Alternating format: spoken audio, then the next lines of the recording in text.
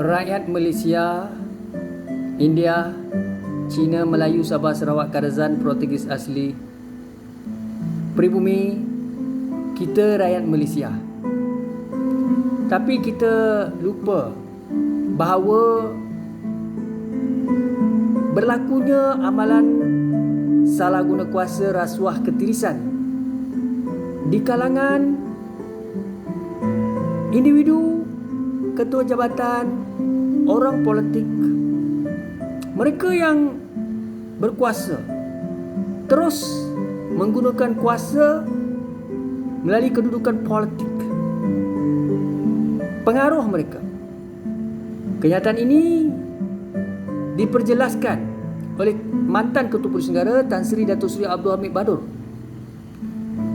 Video-video beliau memang kita dapat akses dalam YouTube. Bagaimana beliau menjelaskan kedudukan pemimpin politik yang memberikan rasuah, ahli parlimen, wakil rakyat lompat parti dengan tajaan ataupun sogokan. Ini juga diperjelaskan oleh Tan Sri Abdul Hamid Badur. Bagaimana sesetengah penjawat awam, golongan-golongan profesional di Axis Company, mereka yang bekerja dalam pelbagai sektor yang korup dan salah guna kuasa. Rasuah di Malaysia seakan-akan sukar dibendung. Tapi itulah kita rakyat, seakan-akan kita tidak mahu berfikir. Kita taksub dengan parti politik yang kita sokong. Mungkin kita sokong parti politik A, B dan C. Tapi tuan-tuan lupa yang mereka dalam parti berkaitan korup dan salah guna kuasa, dan mereka takut dengan kes yang banyak mereka akan didakwa dan ditangkap. Maka orang-orang ni mengharapkan pilihan raya, parlimen dibubarkan dan sudah pasti pilihan raya akan diadakan bila-bila masa. Dan ingatlah, orang ini sahaja yang akan naik dan akan disokong oleh rakyat. Melayu, India, Cina, Sabah, Sarawak, Kadazan, Portugis dan asli. Berulang-ulang mereka yang korup ini akan naik. Maka Malaysia negara yang kaya, yang mempunyai khazanah bumi yang subur, seperti kelapa sawit, getah, biji timah, koko, bayam, keli, sepat, haruan, betuk, petroleum.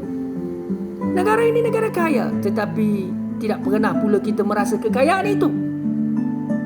Kita rakyat hanya diberikan sedikit sebanyak bantuan. Maka kita dapat 500-600, kita rasa bersyukur, dan kita biarkan mereka yang mengamalkan rasuah ketirisan berbilion-bilion, jutaan ringgit khazanah aset negara dipergadaikan, dirompak. Dan perkara ini bukan fitnah. Kita melihat kepada laporan media dan juga agensi keselamatan seperti SPRM, PDRM menahan, menangkap, mendakwa.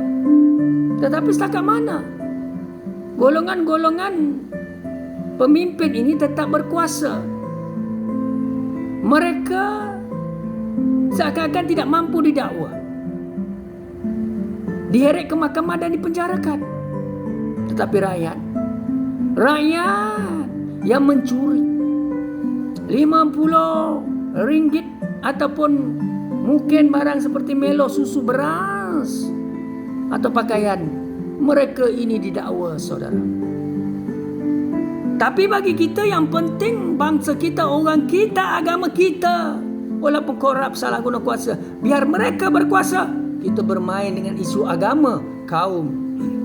Tetapi mereka di atas memperbodohkan rakyat untuk taksub, ataupun kita berpegang kepada agama, pahaman bangsa dan kaum. Tidak salah kita berpegang pada agama ini, itu memang betul. Kita perlu pegang pada, khususnya orang Islam, pegang pada Islam, agama yang benar untuk orang Islam. Bagi masyarakat lain, mereka mempunyai pendirian dan agama mereka. Tapi saya sedih apabila isu perkauman agama ini dimainkan, akhirnya rakyat taksub dengan pemimpin itu. Mereka yang rasuah dan salah guna kuasa diagung-agungkan, diangkat-angkat, ditimbang-timbang, diberikan jawatan. Setiap kali pilihan raya mereka jugalah yang menang.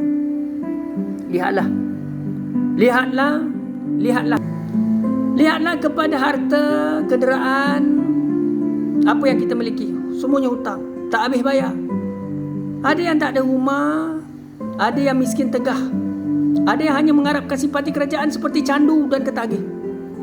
Bantuan BRIM, bantuan rakyat, bantuan macam-macam bantuan. Tetapi pemimpin di atas mendapat gaji sebulan 60,000, 90,000. Berkurung-kurung bertahun-tahun mereka menjadi ahli parlimen dan adun. Kita rakyat menyokong dan menyokong, kita tidak ke mana. Itulah nasib kita. Bagaimana kita mahu bersama Tuanku Sultan dan Raja-Raja Melayu yang Tuan Agong baru-baru ini sempena hari keputeraan beliau, Baginda, hari keputeraan Baginda, ampun Tuanku Sultan yang Tuan Agong menyatakan bahawa memohon seluruh rakyat Malaysia, pemimpin dan siapa sahaja bersatu memikirkan Malaysia akan mampu gemilang semula, berdiri sama tinggi dan duduk sama rendah dengan bangsa lain dan negara maju di dunia. Tetapi Tuanku Patik memohon, mahu bertanya pada Tuanku, bagaimanakah kita mampu capai ini? Bagaimanakah kita mampu capai apa yang Tuanku sarankan itu? Apabila kita melihat pemimpin kita kebanyakannya rasuah, korup, tidak berintegriti, seakan-akan mahkamah kita lesu, ketua-ketua jabatan agensi berkuasa tak boleh nak menangkap. Sana rasuah, sini rasuah. Mereka yang ada jadi ketua jabatan pun sebagian besarnya dilantik oleh pemimpin politik yang membisukan mereka, memekakkan mereka, menutup rapat deria pancaderia mereka, keimanan mereka. Maka orang-orang ini naik pangkat, kedudukan, mendapat Tan Sri, gelaran Datuk dan sebagainya. Apabila orang politik menyumbang, menyokong yang korup, yang salah guna kuasa, ketua-ketua jabatan itu tutup mulut. Dalam kes-kes penyiasatan rasuah, skandal rasuah besar-besaran, kita melihat bagaimana prosedur mahkamah itu berjalan, bagaimanakah kenyataan itu. Kita lihat ketua-ketua jabatan Tan Sri bekas KSN menyatakan beliau tidak dipanggil mesyuarat, tidak dimaklumkan perkara itu dan ini. Dan macam mana ketua jabatan tidak tahu, tidak terlibat dan sebagainya. Skandal-skandal melibatkan kes rasuah pemimpin. Isunya sampai bila kita mahu begini? Bila kita mahu ubah masa depan Malaysia?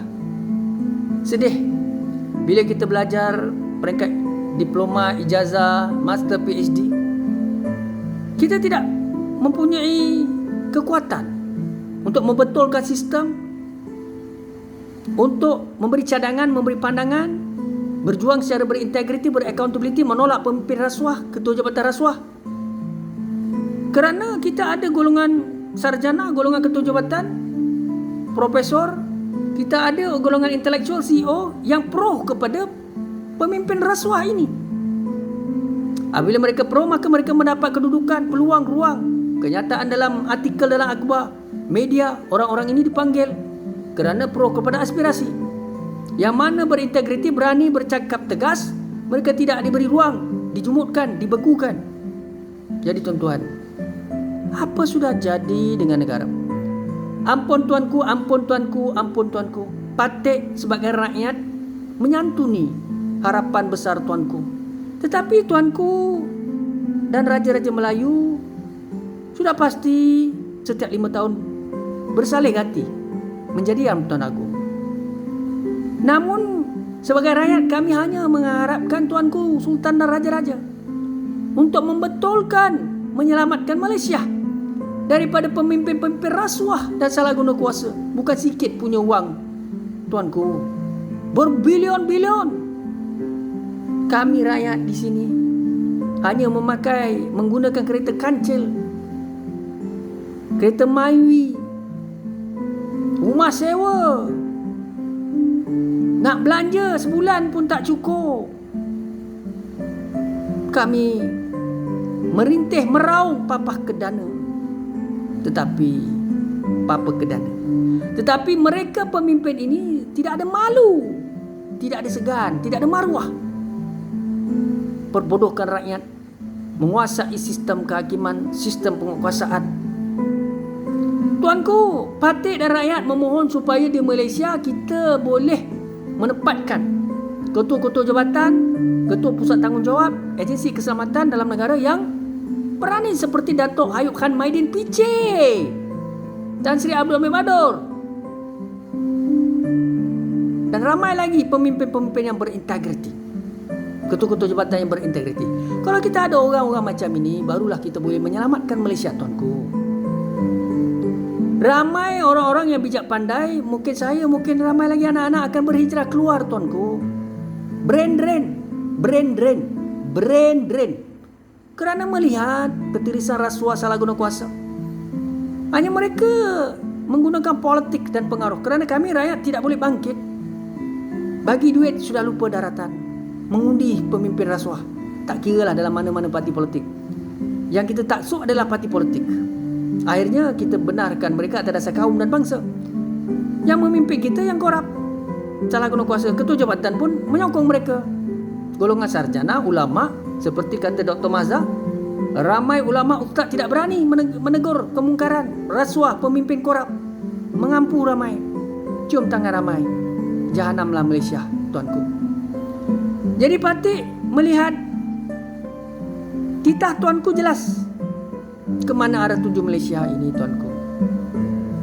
Parti tidak nampak PRU 15 ini rakyat mampu menukar satu kerajaan atau pemimpin-pemimpin wakil rakyat dan adun yang berintegriti, beraccountability diangkat. Rakyat kita seperti itulah, tuanku. Ulang-ulang skripnya sama. Tetap mengangkat pemimpin korup, parti korup naik. Jadi ramailah anak muda, golongan bijak pandai keluar negara, yang mana duduk sini sebagian besarnya tidak mampu melakukan apa-apa perubahan, dan ada kebanyakannya menumpang sajalah apa-apa ganjaran pemberian pingat dan gelaran. Ugut mengugut, menangkap mendakwa mereka-mereka yang bercakap benar, berintegriti, bersuara. Kita merujuk kepada negara Malaysia. Kita bukan authoritarian regime komunis militeri. Ini negara demokrasi berparlimen, Article 5 to 19, freedom of speech, and really choose your own school of thought, tuanku. Tapi malang sungguh kita di Malaysia ini. Tidak ada siapa yang berani, kerana takut jawatannya, gajinya, pangkatnya tidak naik. Ada sebahagian besarnya condong kepada parti A, parti politik B. Apabila naik BN, dia sokong BN. Apabila PH, dia sokong PH. Semata-mata dia dapat jawatan sebagai ketua jabatan, cukuplah. Ada sebahagiannya menyokong kemungkaran, salah guna kuasa untuk dia kekal berkuasa. Ada sebahagiannya memainkan isu agama kaum untuk mereka kekal kuasa. Tuanku, ampun tuanku, patik merayu kepada raja-raja Melayu dan tuanku supaya mencelikkan rakyat. Dengan kuasa yang tuanku ada, tolaklah pemimpin-pemimpin rasuah. Tidak kira mereka Melayu, Cina, India, Kadazan, Melanau, Portugis asli. Yang korup kita jangan, tuanku. Tuanku ada kuasa. Tapi itulah, tuanku, patik mohon merayu. Mata wang kita merudup, pelaburan kita mengecil, pelabur tidak berminat. Reputasi imej kita merudup. Kalau ada pun kita keluar negara, atas syarat saja mereka melayan kita. Tapi apabila diberi pilihan Singapura, Malaysia, Thailand, Indonesia, sudah pasti mereka melihat Singapura, Thailand dan Indonesia terlebih dahulu. Kita tidak mahu rakyat diperbodohkan, tuanku, oleh pemimpin-pemimpin yang korup dan salah guna kuasa. Hidup di Malaysia, harga barang tinggi, kos hidup tinggi, harga rumah tinggi, cukai banyak. Mata wang ringgit jatuh. Tapi kalau kita duduk di UK, Singapura, kos hidup yang lebih berkualiti, harga barang murah, harga kenderaan murah. Memang ada cukai, tetapi pendidikan mereka percuma. Rawatan kesihatan mereka 3 bulan sekali. Banyak kemudahan mereka. Hutang kenderaan boleh bayar 2 tahun.